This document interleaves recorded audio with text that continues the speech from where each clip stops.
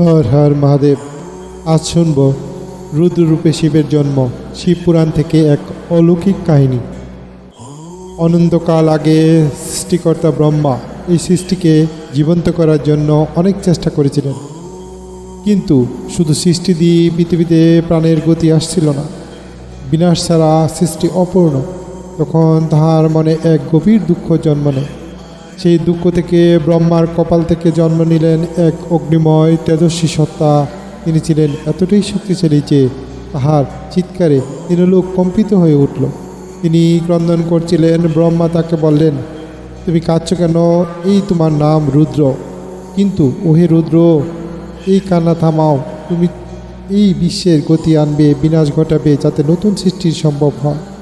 রুদ্র একা ছিলেন না, তিনি নিজেকে বিভক্ত করলেন 11টি শক্তিরূপে, প্রত্যেকে একটি বিশেষ উদ্দেশ্য নিয়ে। এই রুদ্ররূপ থেকেই বিকশিত হলেন ভগবান শিব, যিনি ধ্বংসের মাধ্যমে সৃষ্টি ও রক্ষার ভার নেন।